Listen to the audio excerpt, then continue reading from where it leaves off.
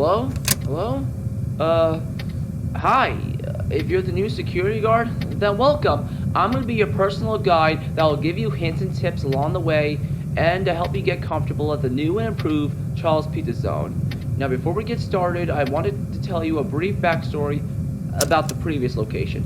To keep a long story short, the pizzeria was very successful, made lots of revenue, and attracted more customers than driving them away, like a certain brown bear who gave me nightmares when I was just 5. Unfortunately, it ended too soon because in late November 2009, there was a fire that occurred in the kitchen, which sadly killed 5 employees. The company unfortunately filed for bankruptcy after that. All hope seemed lost for the poor company. Until in early 2014, CBC Entertainment decided to team up with, believe it or not, and because we didn't really have a choice, Fazbear Entertainment. Yeah, I was shocked that the company was still open after all these years. You see, they're still open for business, they just don't make animatronics anymore. And I could see why. What did we do after the partnership, you may ask? Well, construction began on a new restaurant, and soon, Charles Pizza Zone 2.0 opened its doors in March. What are the new improvements? Well, with some inspiration of the original Freddy Fazbear's Pizza, we have a variety of arcade games, multiple party rooms, and upgraded versions of Charles Rabbit and his friends. They are now super kid and adult friendly and have a much wider range of movement. You should come here during the day. It was booming today. Well, anyways, on to your job. You'll be monitoring the building till 6 a.m. to make sure no one moves, and you think that's probably it, right? Well, actually, no. You'll also be monitoring the characters to make sure they don't get too close to your office. And if they see you, the thing is, we have a rule for endoskeletons that they must always have a suit on. And since the building is dark, they'll see you as a naked endoskeleton, most likely, and will try to stuff you into a suit filled with animatronic devices, crossbeams, and pretty much the stuff to make an animatronic work, which can be painful, and it'll kill you instantly. So that's why there's steam at your disposal. When the animatronics appear in your office, let off the steam for a few seconds until you notice that they're gone. But don't let off too much steam, because inhaling too much of it can cause suffocation. So always use caution when using it. And about the window in front of you, I recommend lining up every once in a while if you can't find someone on your cameras. And don't worry, they can't break through the glass. Well, hey, I'll chat with you tomorrow. Now check the lights, don't use too much steam, and watch your back. Okay? Good night.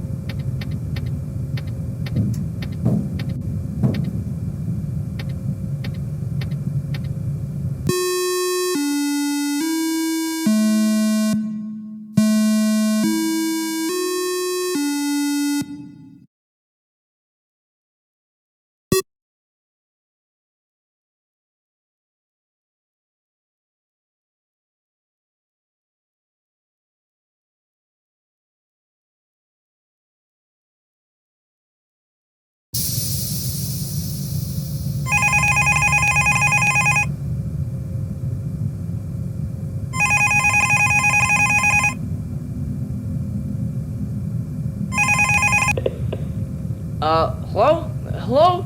Hey man, if you made it to day 2, then great job! By now you've probably noticed the older models lying around in the parts and services room. Those are from the previous location. If you're wondering why they weren't scrapped, it's because when we salvaged them after the first location burned down, we realized that they were still somewhat intact after the fire, and we tried our best to restore and repair them to their original condition, and maybe retrofit them with the newer technology, but it just didn't work out, and it proved to be too costly.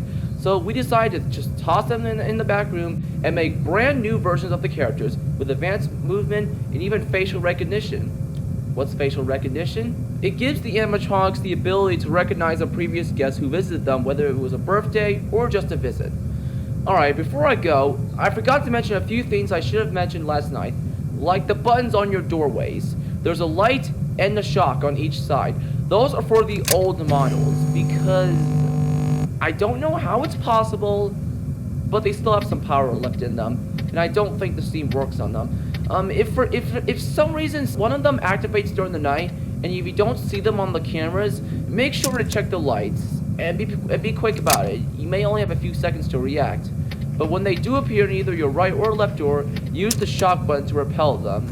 However, use it only when necessary, because even though the building can't run off power, your shock power can. So keep track of how much juice you have.